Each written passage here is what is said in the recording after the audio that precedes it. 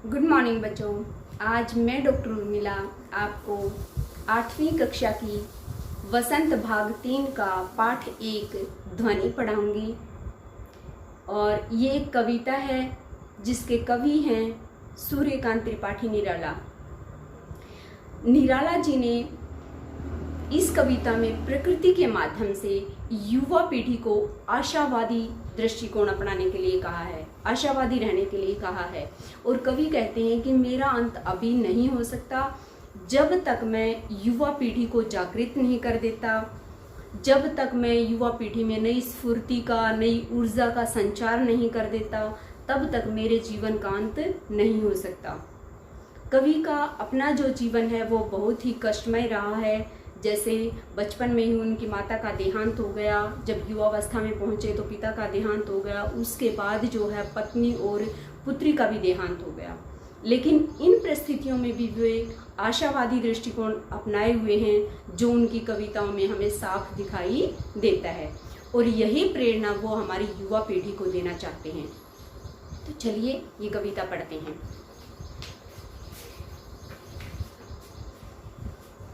ध्वनि। ध्वनि का अगर हम अर्थ देखें तो ध्वनि का अर्थ है आवाज। और ये जो कविता है ये कवि के मन की आवाज है, आत्मा की आवाज है। वो अपनी आत्मा से चाहते हैं युवा पीढ़ी को जागृत करना। अभी न होगा मेरा अंत, अभी अभी ही तो आया है मेरे वन में मृदुल वसंत। अभी न होगा मेरा अंत।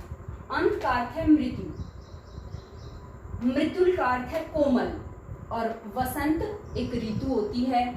भारत में जैसे 6 ऋतुएं हैं तो उनमें एक ऋतु वसंत ऋतु भी होती है, जिसको सर्वश्रेष्ठ ऋतु बोला जाता है, क्योंकि इस ऋतु में सभी तरफ हरियाली छा जाती है, खुशियां छा जाती हैं।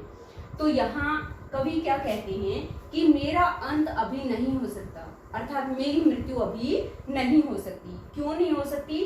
क्योंकि मेरे वन रूपी जीवन में अभी अभी कोमल वसंत रूपी ऋतु का आगमन हुआ है। वसंत रूपी बहारों का, वसंत रूपी खुशियों का आगमन हुआ है। तो इसलिए मेरे जीवन का अंत अभी नहीं हो सकता, क्योंकि जब वसंत ऋतु आती है तो ऋतुएं जो है एक दिन में तो चली नहीं जाती, उसमें कुछ समय लगता है। इसलिए कवि कहता है कि जैसे वसंत ऋतु जो है वो उसका कुछ निश्चित समय होता है, वो एकदम से आती और जाती नहीं है। तो उसी तरह मेरे जीवन में भी जो है, मेरे वन रूपी जीवन में वसंत का आगमन हुआ है, तो मेरा जीवन भी अभी समाप्त नहीं हो सकता। आगे दूसरा पैराग्राफ देखते हैं।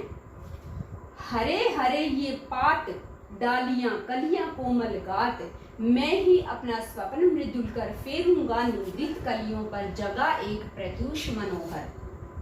शब्दार्थ देखते हैं एक बार।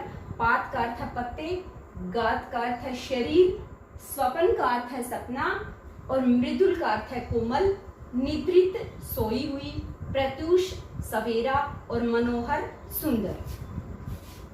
इस पद्यांश में कवि जो हैं वो वसंत ऋतु की तुलना करते हैं अपने शरीर के साथ, अपने मनोभावों के साथ। कैसे करते हैं? इस पद्यांश में कवि ने बताया है कि वसंत ऋतु के आने से हरे हरे पत्ते पेड़ पौधों पर उग जाते हैं, डालियां कलियां कोमल गात, और नई नई टहनियां, नई नई कलियां पेड़ और पौधों पर उग जाती हैं। अब कवि क्या कहना चाहते हैं कि मैं ही अपना स्वप्न मृदुल कर फेरूंगा निद्रित कलियों पर। ये जो कलियां, नए नए हरे पत्ते, डालियां, कलियां जो उग गए हैं पेड़ों पर, पौधों पर, मैं इनका क्या करूंगा? मैं अपना सपना, अपने सपने रूपी कोमल हाथों से, अपना जो कोमल सपना है उनको हाथों के रूप में इन सोई हुई कलियों पर फेरूंगा। और फेर कर क्या करूंगा? ये जो कलियां सोई हुई हैं इनको मैं जगा दूंगा, उठा दूंगा, जगा एक प्रत्युष मनोहर, और इनके जीवन में एक नया सुंदर सवेरा ला दूंगा। अर्थात इसमें क्या कहना चाहते हैं कि जो हमारी युवा पीढ़ी सोई हुई है उसको मैं जगा दूंगा, उनके सपनों को मैं अपने कोमल हाथों से उनके सपनों को जगा दूंगा। वो जो नींद में मग्न है, नींद में सोए हुए हैं, उन युवा पीढ़ी को, उस युवा वर्ग को मैं एक नए सवेरा दूंगा, नया सुंदर सवेरा उनके जीवन में ला दूंगा। तो इस तरह से ये पद्यांश था। अगला पद्यांश देखते हैं। पुष्प पुष्प से तंद्रा लालसा खींच लूंगा मैं, अपने नवजीवन का अमृत सहर्ष सींच दूंगा मैं। इसमें क्या कहना चाहते हैं कवि कि पुष्प पुष्प से, पुष्प माने फूल, लेकिन यहाँ कवि क्या कहना चाहता है, पुष्प का अर्थ है युवा पीढ़ी, यानी प्रत्येक युवा के जो नींद के आलस्य में सोया हुआ है, जो नींद से भरी हुई जो आंखें हैं, उनकी सुस्ती को दूर कर दूंगा और उन्हें जो है एक चुस्त और जागरूक नागरिक बना दूंगा। अर्थात युवकों के मन में जो नींद का आलस्य है उसको मैं दूर कर दूंगा और जो है अपने नव जीवन का अमृत, जो मेरे नए जीवन रूपी अमृत है, उससे उन युवाओं को सींच दूंगा, सहर्ष खुशी से सींच दूंगा। अर्थात उनके सपनों को जागृत कर दूंगा, उनको नींद में जो अलसाए हुए हैं उनको जागृत कर दूंगा, उनको खुशी खुशी अपनी खुशियां दे दूंगा, ताकि वो भी उन खुशी का एहसास कर पाएं और वो अपने जीवन में आगे बढ़ पाएं। आगे क्या है, द्वार दिखा दूंगा फिर उनको, है मेरे वे जहां अनंत अभी न होगा मेरा अंत। तो जो ये युवा पीढ़ी है, इसको मैं किस चीज का द्वार दिखा दूंगा, द्वार माने दरवाजा, दरवाजा दिखा दूंगा, है मेरे वे जहां अनंत। अर्थात उन्हें कर्म की प्रति उनका विश्वास जगाकर, कर्म के प्रति उन्हें सचेत करके, उन्हें जो है जहां मेरे वे अनंत हैं, अनंत अर्थात जिसका कोई अंत ना हो, यानी ईश्वर, मैं उन्हें ईश्वर तक जाने का मार्ग दिखा दूंगा, ईश्वर तक, ईश्वर से मिलने का रास्ता दिखा दूंगा। तो जो युवा पीढ़ी सोई हुई है उसको जागृत कर दूंगा। अभी न होगा मेरा अंत, मेरा अंत अभी नहीं हो सकता। क्यों नहीं हो सकता? कि जब तक मैं युवा पीढ़ी को जागृत नहीं कर देता तब तक मेरा अंत कभी भी नहीं हो सकता।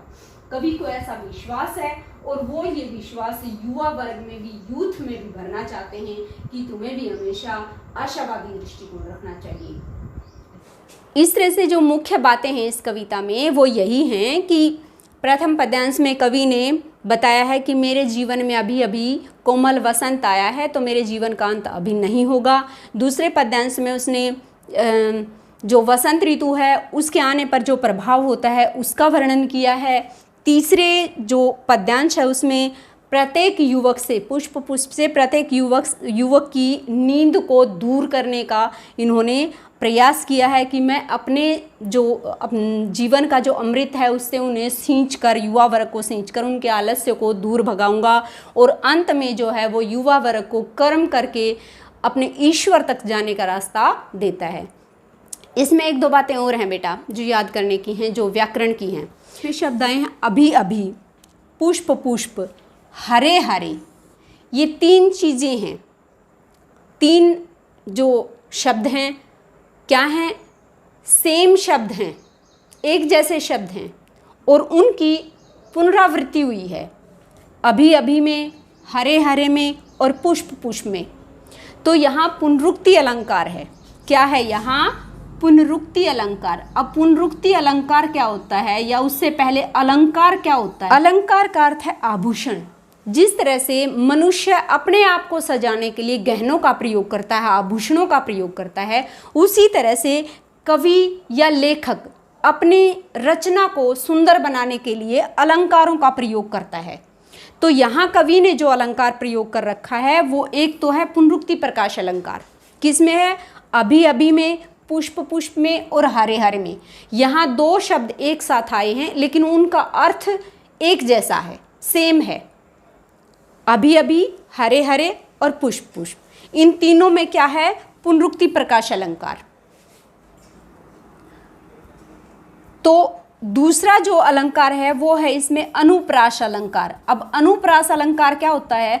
अनुप्रास अलंकार होता है जहां एक वर्ण या एक अक्षर बार बार आए, एक वर्ण की आवृत्ति हो, एक वर्ण की दोहराई हो। जैसे यहाँ आया है कलियां कोमल, कै और कै, दोनों बार एक वर्ण आया है, इसलिए हमारा यहाँ क्या है, अनुप्रास अलंकार है। और जो है यहाँ द्वार दिखा, द, यहाँ भी अनुप्रास अलंकार है। और कहाँ है,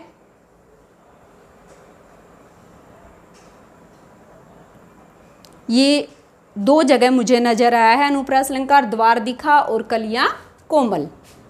इसके बाद जो है रूपक अलंकार भी है यहाँ।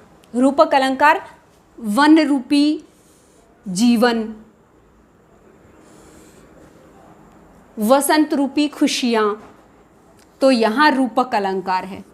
तो इस तरह से इस कविता में 3 अलंकार आए हैं, पुनरुक्ति अलंकार, अनुप्रास अलंकार और रूपक अलंकार। तो मैं उम्मीद करती हूँ आप इन सारी चीज़ों का ध्यान रखेंगे और इस कविता को ध्यान से पढ़ेंगे। अगर वीडियो अच्छी लगी तो इसे अपने दोस्तों के साथ शेयर करो और मेरे चैनल को सब्सक्राइब करो, ताकि अगली जो भी मैं वीडियो डालूं उसका नोटिफिकेशन आपके पास पहुंच जाए और आपको अपने आप पता चल जाए कि अगली वीडियो आ चुकी है। Thank you.